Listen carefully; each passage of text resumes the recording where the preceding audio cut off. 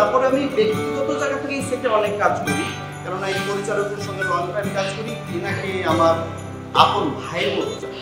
কি ব্যাপার স্বপন ভাই, আপনি এসব কি বলছেন? আপনি একজন সিনিয়র পার্সন, আমি এই জন্য আপনাকে সম্মান করে ভাই বলে ডাকি। তার মানে এই না আমি যখন পরিচালক সেটে আছি আপনি আমাকে ভাইয়া বলে ডাকবেন। শুধু আপনি না, অল টেকনিশিয়ান পরিচালককে সবসময় স্যার বলে সম্বোধন করবে। ওকে? জি, প্রথম থেকেই তো আপনাকে স্যার ডাকলাম। শুধু প্রথমেই স্যার ডাকলে হবে না, মাঝে শেষে সবসময় স্যার ডাকা লাগবে। সুমন, তোমাকে মনে রাখা লাগবে একজন পরিচালক হচ্ছে ক্যাপ্টেন অফ দ্য শিপ। তাকে সম্মান দিবে না তো কাকে সম্মান দিবে? কি বলেন ভাইয়া?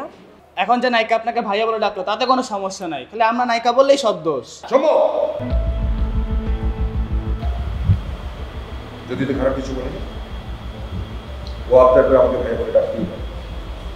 তাছাড়া ফিল্মের নায়িকারা ডিরেক্টরদের সবসময় ভাই বলে ডেকে আসছে।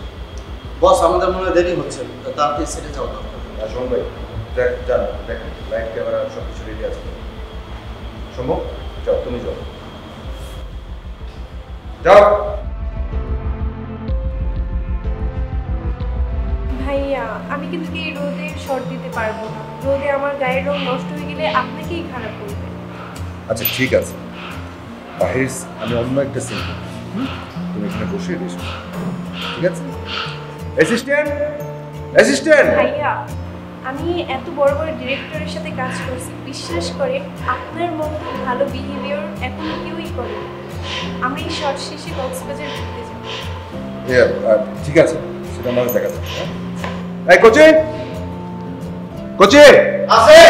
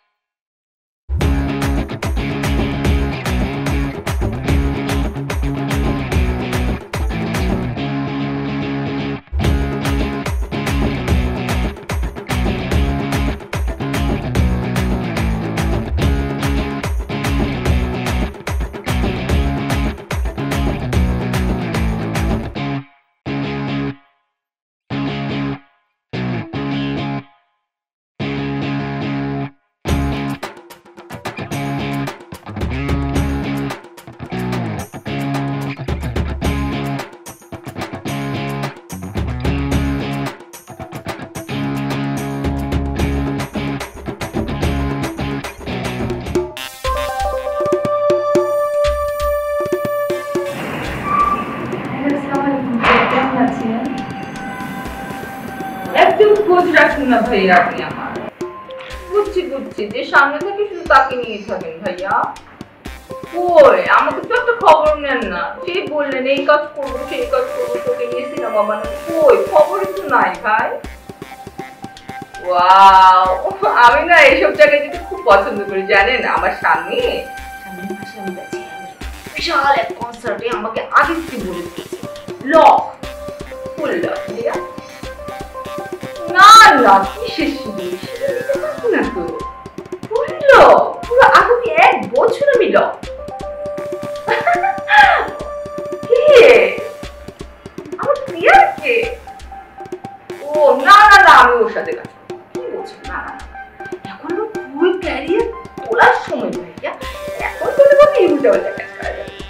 হ্যাঁ, এইসব মুখে মুখে হয় না ভাই, মুখে বলে ফোনে বলে এইভাবে দেখা করি। আজকে বলেননি কেন? আল্লাহ, জাস্ট শেষ করে দিলাম সব টাইম, সব লস করবো। আপনি জাস্ট বলেন, আপনার জন্য সময় আছে। দেখলেন তো কত বড় ডিরেক্টর প্রডিউসার আমাকে ফোন করে, উনি একাধিক ডিরেকশনে দিচ্ছেন, প্রডিউসিং করছেন। আমার নাম মৌমিতা, তোমার নাম? আলহামদুলিল্লাহ। আচ্ছা, তোমাকে এখানে কে কল করে ডেকে এনেছে? আমাকে প্রডিউসার নিজে কল করে এনেছে। প্রডিউসার নিজে কল করে তোমাকে ডেকে এনেছে? হ্যাঁ, ওই তোমাকে সারা দিন রাত কল করে তারপর এখানে এনেছে। কি বলছো? আসলে মানে কোন ক্যারেক্টারের জন্য, কোন কাজের জন্য তুমি এখানে এসেছো? আমাকে লিড ক্যারেক্টারের জন্য এনেছে। আমি আসলে সময় পাই না তো, আজকে অনেক কষ্ট করে সময় বের করে তারপর আসলাম। আচ্ছা, তুমি সেই কোন ক্যারেক্টারের জন্য করো? আমি অনেক সিনেমাতে কাজ করছি। ও আচ্ছা আচ্ছা, জাস্ট মানে কার সাথে করছো? তোমার কো-আর্টিস্ট কে? অনেক বড় বড় অ্যাক্ট্রেসদের সাথে কাজ করছি। আচ্ছা, ওই যে বলছিলা যে কোন ক্যারেক্টারের জন্য? অনেক এত কাজ করি যে মনেই থাকে না। আজকে এসব বাদ দাও। অনেক কাজ করেছি, এগুলো পরে বলবো। আচ্ছা আচ্ছা, তোমাকে তাহলে যখন সিলেক্ট করেছে আমার ছোটবেলাটা দেখো, বুঝতে পারছি। ছোটবেলা কে বলেছে আমাকে লিড ক্যারেক্টারের জন্য দেখেছে? কি বলে, তুমি শিশু শিল্পী না? না, আমি নায়িকা ক্যারেক্টারের জন্য এসেছি। নায়িকা? কিন্তু আমার যে সাইজ, যে বয়স, মনে তো হচ্ছে না তুমি নায়িকা। শাবনূর আপু, পপি আপু, ওনারাও তো আমার মতো বয়সে থাকতে এসেছিল। বিশ্বাস তো হচ্ছে না, তারপরে কনফার্ম হয়ে নিও। তুমি কোন ক্যারেক্টারের জন্য এসেছো? তুমি ভেবে আমার মার ক্যারেক্টারের জন্য এসেছো না? এই, আমাকে দেখে তোমার কাছে মনে হয় মা মা? হ্যাঁ, আমি নায়িকা দেখে বুঝো না? হিরোইন দেখলে বোঝো না? এতগুলো কাজ করেছি, তোমার সামনে এখন প্রমাণ দিতে হবে আমি মা না? কোনো কাজ তো দেখছি না। আমি তো কত বলে আসলে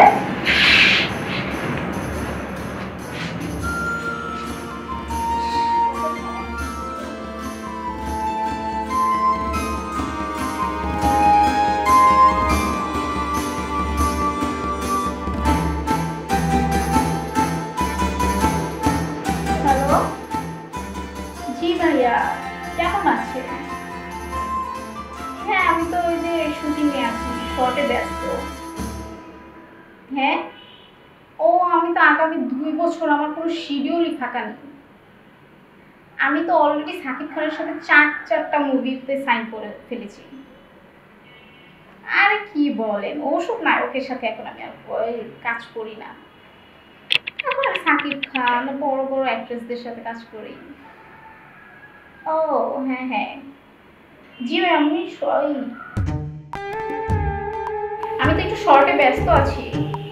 ওকে, আপনাকে আমি পরে ফ্রি হয়ে কল করব।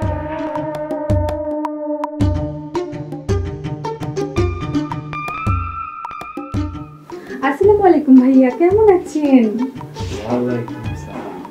কেমন আছো তুমি? ভালো আছি। তা কি মনে করে? শুনলাম আপনি নতুন নতুন কাজ করছেন, একেবারে নতুন ধারার। সো মুভিটা তো শুরু করে দিয়েছেন, আমার তো কোনো খোঁজ নিলেন না ভাইয়া। চলে আসলাম এই জন্য। আমরা কাজের মানুষ, কাজ তো করতে হবে। তো আমার তো কাস্টিং সব কিছু সব রেডি। কি বলছেন ভাইয়া, আপনি আমার দিকে একটু খেয়াল রাখবেন না, তা কি হয়?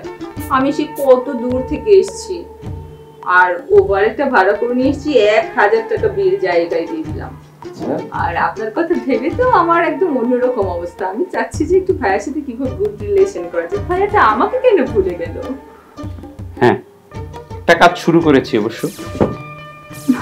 ভাই, আপনি এতগুলো কাজ ধরলেন, একবারও আমাকে ডাকলেন না। আবার শুনলাম নতুন মুভিতে কাজ শুরু করে দিয়েছেন। ভাইয়া, আমার কথা কি একদম ভুলে গেলেন? তোমাকে যখন আসতে বলি তখন তোমার বাসায় গেস্ট আসছে, তোমার এক্সাম চলছে, বিভিন্ন ধরনের তোমার ঝামেলা। তখন তো তুমি আসো নাই। এখন তোমাকে কিভাবে কাজে নিয়ে বলো? ভাইয়া, সত্যিই তখন খুব ব্যস্ত ছিলাম। আর ভাইয়া, এখন দেখছি আপনি অনেক বড় বড় কাজ করছেন, তাছাড়া আপনার গল্পের ধরনও পাল্টে গেছে। শুনলাম সাকিব ভাইয়াকে নিয়ে কাজ করবেন, এমন মুহূর্তে আমি নাই। ভাইয়া, এটা কেমনে হয়? ভাইয়া, আমাকে এবার লিড চরিত্র দিবেন, আর আমি নায়িকা হতে চাই। সাকিব ভাইকে নিয়ে কাজ করার অনেক দিন থেকে প্ল্যান আমার। ব্যাটে বলে মিলে গেলে আগামী বছরের শুরুতেই কিন্তু কাজটা শুরু করে দিব। এই আগামী পরশু? ও ভাইয়া, আমার কথা কিন্তু বলা যাবে না। ভাইয়া, আমাকে একদম লিডে রাখতে হবে প্লিজ। আপনি শুধু বলেন আমাকে কিভাবে ভাঙতে হবে, কোন চরিত্রে কিভাবে আমাকে শুধু ভাঙতে হবে আপনি বলেন, আমি নিজেকে নতুন ভাবে তৈরি করবো। ভাইয়া দেখো, একটা জিনিস তো নিশ্চয়ই বুঝো, আমি তখন তোমাকে যখন আসতে বলছিলাম তখন তুমি বিভিন্ন ধরনের তালবাহানা করেছিলে। আমাদের সাথে সময় দিতে হয়, বুঝতে হয়, চা কফি খেতে হয়। যখনই তুমি আসি কোনো না কোনো তালবাহানা। এইবার যদি কাজটা ভালোভাবে করতে চাও তাহলে আমার কথা মতো শুনতে হবে, কথা মতো বুঝতে হবে, যেখানে যেভাবে বলবো সেখানে যেতে হবে। তুমি তো ঠিক মতো যোগাযোগই করো না, তাহলে তোমাকে রাখবো কিভাবে বলো? সে তো সব পুরনো কথা, এখন তো আমি চলে এসেছি। এখন শুধু আমাকে একটু সুযোগ করে দেন। আপনি আমাকে যেভাবে বলবেন, জাস্ট যেভাবে বলবেন, আমি ঠিক সেভাবে নিজেকে তৈরি করব। আমার তো সব কাস্টিং শেষ। কি বলছেন ভাইয়া, আমাকে বাদ দিয়ে? আমার মতো এমন সুন্দরী মেয়ে, আমার মতো নায়িকা কোথায় পাবেন ভাইয়া? এটা করবেন না ভাই, প্লিজ। আমাকে অবশ্যই রাখতে হবে ভাই, প্লিজ। আপনি একটা ব্যবস্থা করেন প্লিজ ভাইয়া। তাহলে ভাইয়া সাইনিংটা একটু করে ফেললে ভালো হতো না? ঠিক আছে, দেখি আগামী সপ্তাহে একটা ডেট করা যায় কিনা। ঠিক আছে ভাইয়া। ভাইয়া আমি কিন্তু অনেক কষ্ট করে এসেছি, আসার সময় ওভারটা ভাড়া দিলাম, আবার যেতে হবে, অনেক গরম ভাইয়া। এতদিন পরে এসে আবার বলছো ওভার। আচ্ছা ঠিক আছে, আবার এটা রাখ। থ্যাংক ইউ ভাইয়া, অনেক খুশি হলাম। Thank you, bye bye. এসো, আসলে তো আসলা, এতদিন পর আসলা। যখন আমি এত ঘন ঘন ডাকতাম তখন তুমি আসতে না। আজকে যখন আমি সিনেমার প্রডিউস করতেছি, তুমি খবর পাইছো, তখন আসতেছ। দেখি সামনে কি করা যায়। ম্যাডাম, ম্যাডাম ঠান্ডা।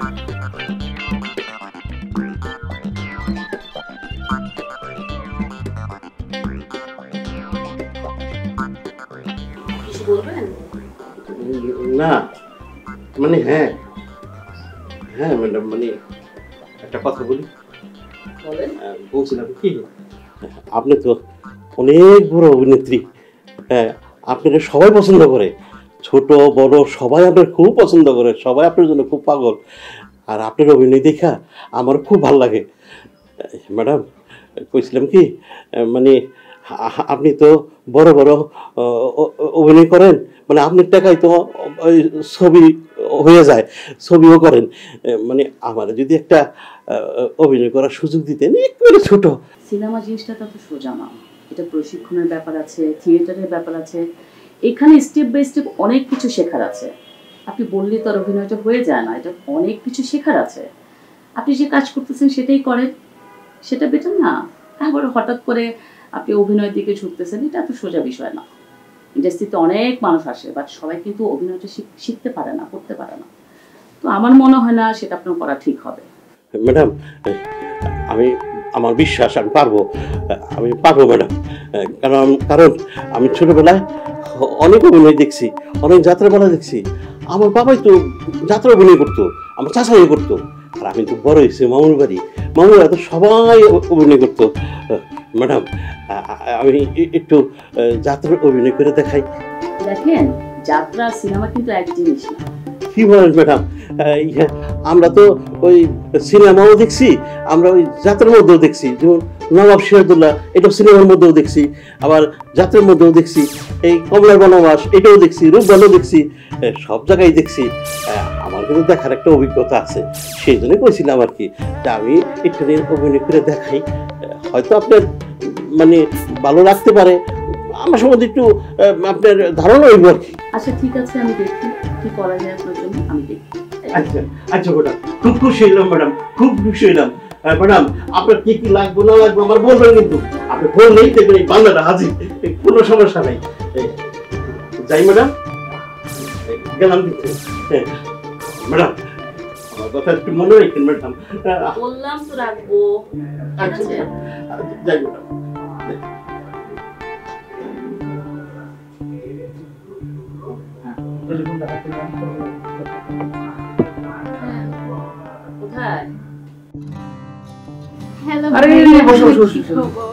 অনেকদিন পর, তা কি মনে করে? মনে করার কি আছে, আমার তো সারাদিনই আপনার কথা মনে করে। এত শুটিং এ ব্যস্ত থাকি, তারপরও আপনার কথা মনে করে। অথচ আমি যখন আসতে বলি তখন বিভিন্ন ধরনের তালবাহানা, ভাইয়া ক্লাস আছে, আমার বাসায় গেস্ট আসছে, তখন কেন আসো না? আসলে ভাইয়া এতই শুটিং এ ব্যস্ত থাকি যে সময় পাই, তারপরও দেখেছেন আজকে কত ব্যস্ততার মাঝখানে সময় বের করে আসলাম আপনার সাথে দেখা করতে। খুব ভালো করেছো। তা শুনলাম আপনি নাকি নতুন মুভি প্রডিউস করছেন। নির্মাণের পিছনে আমাদের কাজ তো করতেই হবে। হ্যাঁ, আগামী বছরের শুরুতেই নতুন একটা সিনেমা নিয়ে কাজ করছি। তা আপনি নাকি অনেক নিউ আর্টিস্ট নিচ্ছেন মুভিতে। আমাদের কাস্টিং অলরেডি শেষ। ভাইয়া দেখবেন না একটু, আমাকেও কোনো একটু লিড ক্যারেক্টার দেওয়া যায় নাকি? আচ্ছা, যখন আসছো কেউ আমার হাত ধরে আমি না করতে পারি। দেখেন একটু আমাকে কোনো লিড ক্যারেক্টার নায়িকার ক্যারেক্টার দেওয়া যায় নাকি? আচ্ছা ঠিক আছে। ও আচ্ছা শোনো, আগামী সপ্তাহে শুক্রবারে আমরা কিন্তু সিনেমার লোকেশন দেখতে যাব, তোমাকে কিন্তু যেতে হবে। আমাকে নিয়ে যাবেন? অবশ্যই। ভাইয়া আমার সাথে আমার আম্মু যাবে একটু দূরে কোথাও বলে। আম্মু কেন আবার? আসলে ভাইয়া আমার তো বাসা থেকে একা বের হতে দেয় না আম্মু, তারপরে আজকে অনেক ম্যানেজ করে অনেক কিছু বলে আসছি এখানে। শোনো, এই আম্মু আব্বু ভাইয়া এদেরকে নিয়ে আসলে কিন্তু মিডিয়াতে কাজ করা যায় না। আমরা যাব, সাথে তুমি যাবা, আমরা ঘুরবো, বিভিন্ন মজা করব। আম্মু আব্বু অথবা গার্জিয়ান গেলে কেমন জানি লাগে। কেন ভাইয়া, শাবনুর আপু পপি আপু ওনারাও তো সব জায়গায় আম্মুদের নিয়ে যায়। আরে তখন তো স্টার হয়ে যাওয়ার পরে, এখন বুঝো না 2025 সাল। তো আমি কত কাজ করেছি না, কত বড় বড় কাজ করেছি। তাহলে তুমি যদি স্টার হও তাহলে আমার এখানে কেন আসছো? আচ্ছা ভাইয়া একটু দেখেন না। ঠিক আছে, আজকে যাও তাহলে, আমার একটা মিটিং আছে। আচ্ছা ভাইয়া একটা কাজ করলে কেমন হয়, আম্মুকে বলে যদি আমার কোনো বান্ধবী বা আমার খালাতো বোনকে নিয়ে যাই। বান্ধবী? আচ্ছা ঠিক আছে, নিয়ে এসো। আচ্ছা ওই তোমার ওই বান্ধবী কি মিডিয়া বোঝে, মানে মিডিয়াতে কাজ করতে ইন্টারেস্টেড? হ্যাঁ ভাইয়া কি বলে, নতুন মিডিয়ায় কাজ করার জন্য পাগল। ও আমাকে সারা দিন বলে ওকে কাজ দেওয়ার জন্য। আসলে আমি একটু রেফারেন্স করতে পারছি না ওকে কোথাও। তা আপনি একটু ওকেও কোনো ক্যারেক্টারে দিতে পারবেন? এক্স্যাক্টলি, এই তো তোমার মাথায় বুদ্ধি আসছে। তোমরা দুইজন বান্ধবী মিলে গেলে, এখন তুমি তোমার রেফারেন্সে যদি ওই মেয়েটা কাজ করতে পারে তাহলে দেখবা তোমার প্রশংসা করবে। চলে এসো তোমরা দুজন। কিন্তু ভাই একটা সমস্যা আছে, ওনা রাতে একটু একা ঘুমাতে পারে না, আমাকে ছাড়া ঘুমাতে পারে না। ও মাই গড, এখন বললাম মেয়েটা মিডিয়া বুঝে, সবকিছু বুঝে, আবার বললো যে একসাথে ছাড়া থাকতে পারে না। আচ্ছা ঠিক আছে, দেখি কি করা যায়। তাহলে আজকে আসি, আমার আবার হচ্ছে যে প্রযোজক সমিতির সাথে একটা মিটিং আছে। আসি তাহলে। হ্যাঁ ওকে ভাই, ঠিক আছে। তুমি যাও, আমি যখন ডাকবো।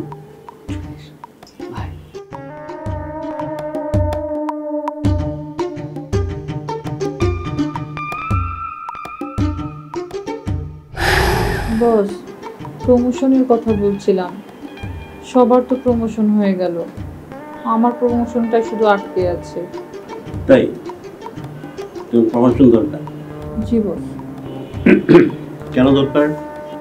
বস আমি তো সেই 5 বছর ধরে এই একটি পোস্টেই পড়ে আছি। ওদিকে আমার কোনো প্রমোশন হয় না, আর্থিক ইনকাম সোর্সও কম। বাসায় বাবা মা দুজনই অসুস্থ, ছোট ভাই বোন পড়াশোনা করে, আর আমি তো একমাত্র উপার্জনক্ষম। আমার ইনকামের উপর পুরো পরিবারটা চলে। বস আমার যদি প্রমোশনটা হতো। বুঝলাম, তারও তো তোমার টাকা দরকার।